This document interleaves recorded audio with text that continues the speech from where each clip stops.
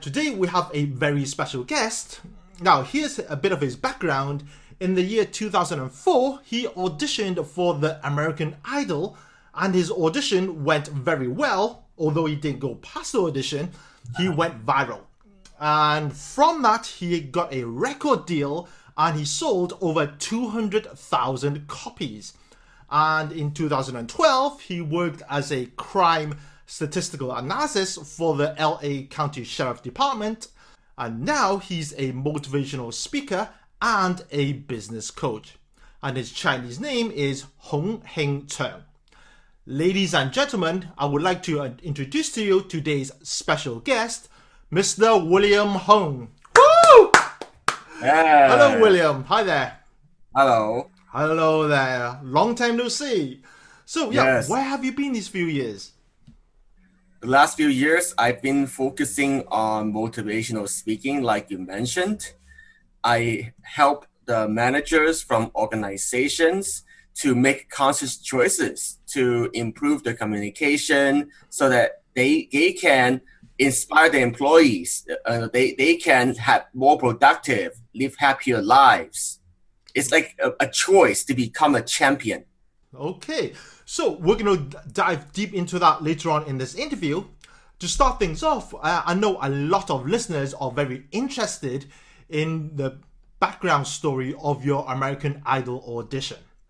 So one of the first questions I want to ask you is, when you went for that audition, William, how did you feel? What were your emotions? Did you think you were going to do really well? Or did you think, oh, damn it, what have I got myself into? What was going through your head? I didn't have any expectations. I just wanted to try because I thought I was struggling mightily with the civil engineering, and I knew that my life has to change. So I just tried something new. I didn't know what was going to happen. If American Idol didn't work out the way it did, I would try something else. And that's okay. But everything just happened. Right. But were you nervous during the waiting for the audition and going to see the judges? Yeah, I don't know why. I was very nervous because what people may not know is that you have to go through like multiple rounds of the audition before you get to see Randy, Paula, and Simon. And once I got to the point of seeing them, I thought to myself, there was always a small chance that millions of people will see my audition. So that's why that was still the most nerve-wracking moment in my life. Right. Okay. Now, when Simon gave you his feedback, which is very famous, right? Yeah. Basically, he was a bit of a dick, right? Saying you can't dance or you can't sing, whatever. Yeah. How did that affect you at that time? Again, what was going through your head? Did you want to, I don't know, spit in his face or punch him? No.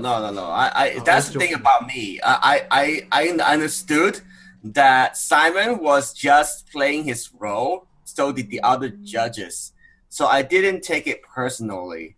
And maybe that is one of the factors that made me popular because at the time, like you said, other people would get really angry, they're upset, or even throw water bottles at Simon Cowell. Yep, we've seen them.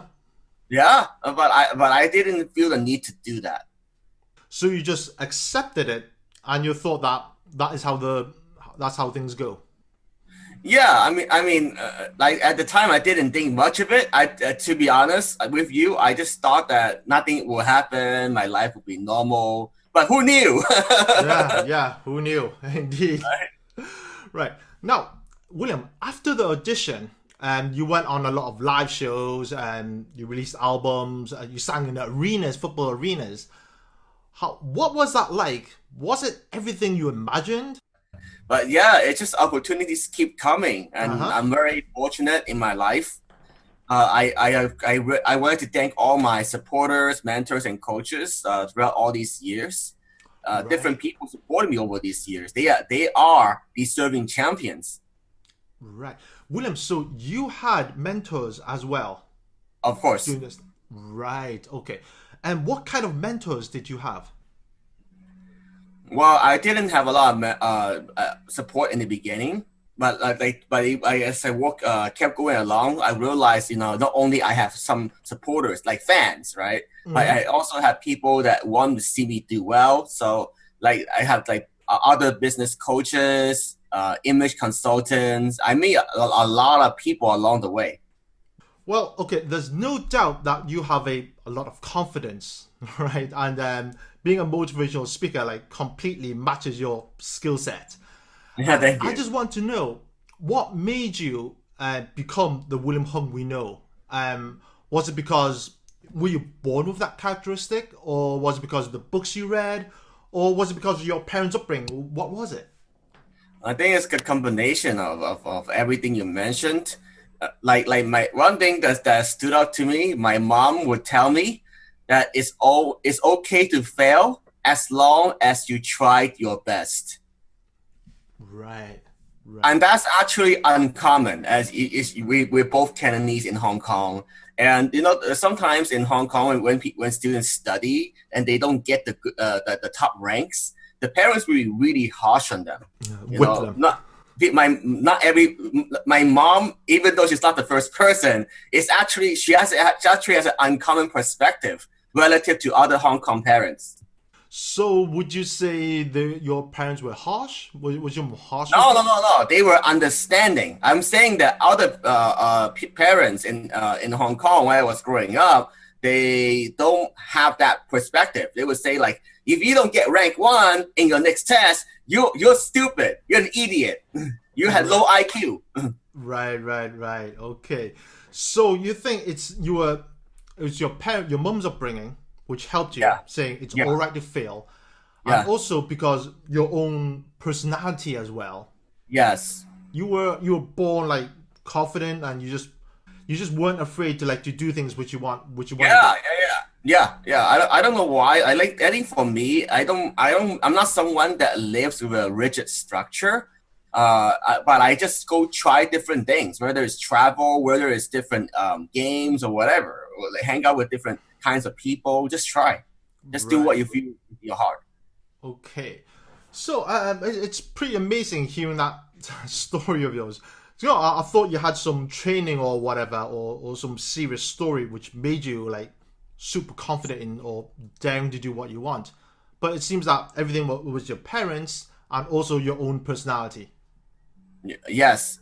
It's a way of I see life. Like I see life is like, we always have a choice to make. We can be happy or we can be upset about a situation that may not be favorable for us.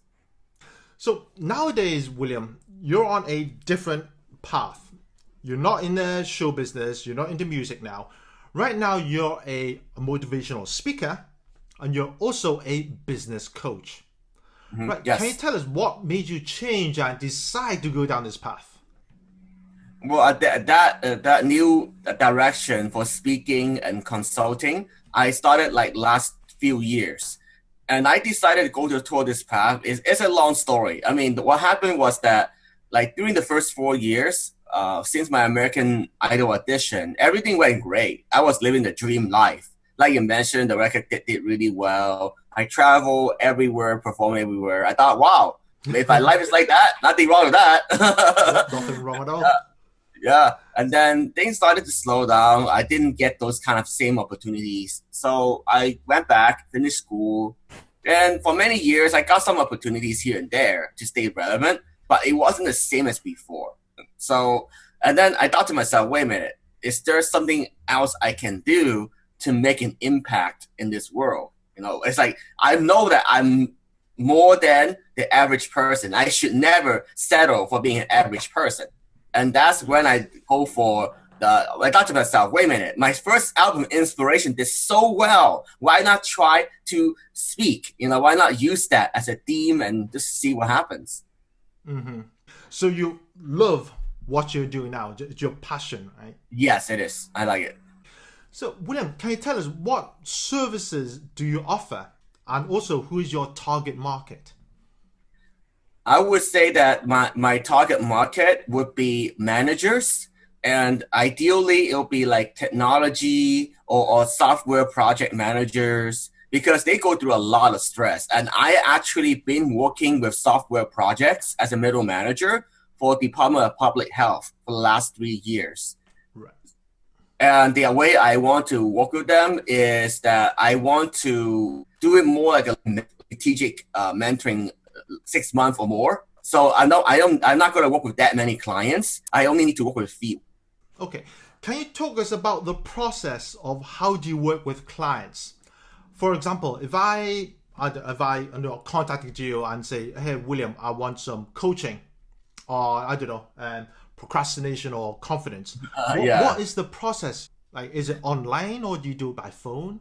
I would say that let's say someone booked a call. I have them like I would ask them some questions about what their problem is. Like I want people to describe their problem in writing, and then I need to see how committed is that person to their own success.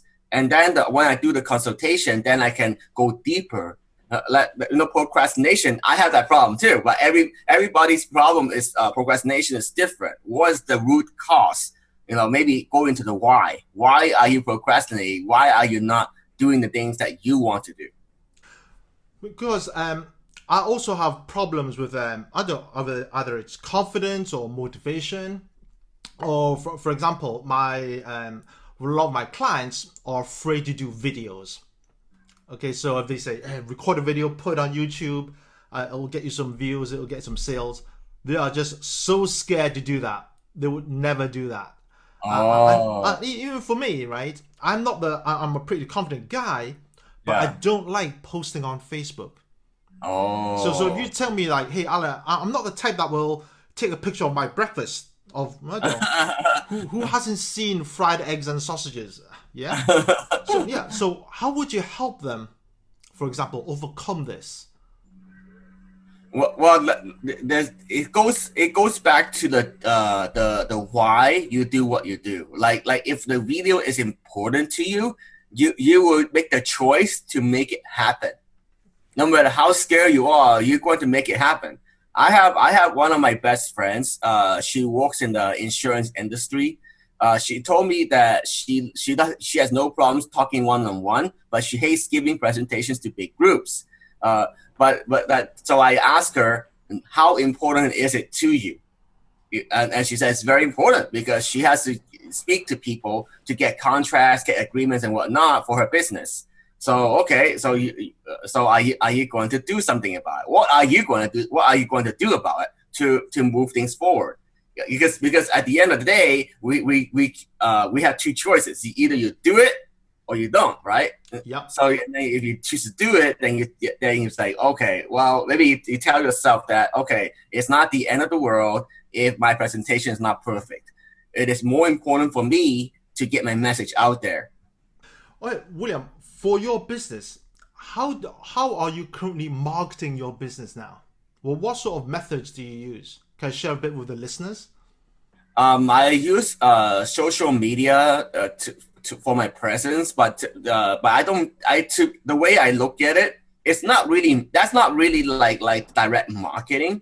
It's part of it, but I would say the more proactive things I'm doing would be just emailing people, reaching out to people, because I already have a big network. So I just reach out to people for when the time is right. For example, like I have some friends that have connections to the conferences or companies that I want to speak for. So I just go for that. Just try, see what happens. Right. Okay. So you rely on your own personal network. Yeah. I rely on my personal network. I also go to events. Because when I speak, the good thing about being speaking is that when you speak, you are also networking. You're also marketing, regardless of whether it's paid or not. So that's a big advantage as a speaker. Right. Yes. Now, okay, and I also know that as a business coach, you also help people with their websites, the marketing, and the strategy. Is that right? No. I think. Hold on, let me take it back. Okay, so I would say that let's just talk about like what makes me different.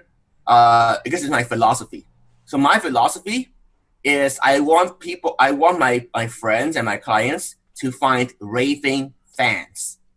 Right. Like people that really love you. So it's very different from people that says, oh, let's get 100,000 views, let's get 100,000, 10,000 followers on Instagram, whatever, right? Mhm. I don't believe in that.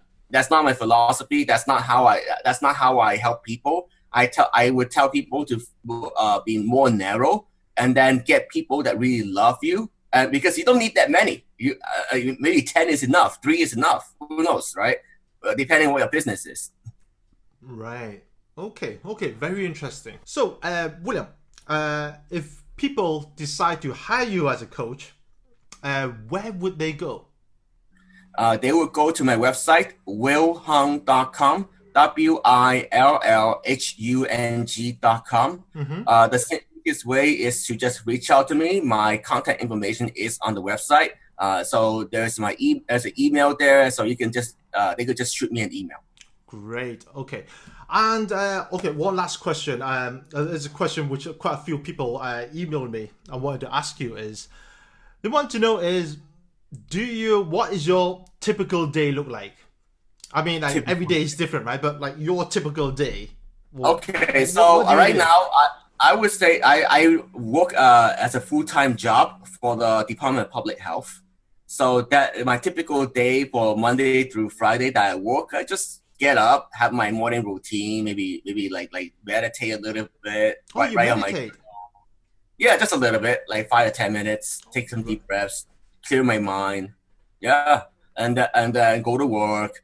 When I go to work, I typically think about without getting too deep into that. Most of the work is pretty routine, but then I also have a little bit of time to move my business a little bit. Whether it's reaching out to people, calling people, whatever. It's not too busy to the point where I can't work on my business. And then when it's weekend or I need to travel, So those are not typical days. There's no typical day for that. Oh, interesting. So how long, how much do you spend per day on your business? I can't put like a hard number to it, day by day. But I would say on average, let's just say anywhere from 2 hours to 4 hours. Sometimes I need more. Recently, I needed more because I actually shot a commercial for Pocari Sweat. If you check out Facebook, you actually see it. So that one required extra time. So I had to make it happen. Right. 2 to 4 hours on top of your office job, your 9 to 5 office job.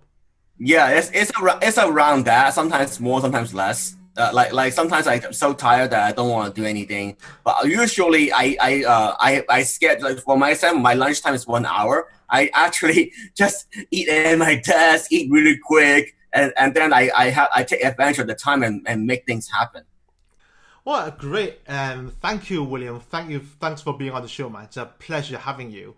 So, do you have a special gift for the listeners on this podcast? Yes. My special gift will be called Champion by Choice. Like I mentioned earlier, you can become a champion, not necessarily being number one per se, but more like number one in terms of achieving your maximum potential. Just becoming people's champion. Like I said, find your raving fans. You don't need that many to do great in any business right now, most of the business. So that's what I would go for. And the best way for the listeners to get it right now, because my website is still doing updating, just email me, say that you listen to Alan's podcast, send me your free gift, and I'll go from there. Okay, and your email address is on your website, willhung.com. William@willhung.com. William@willhung.com.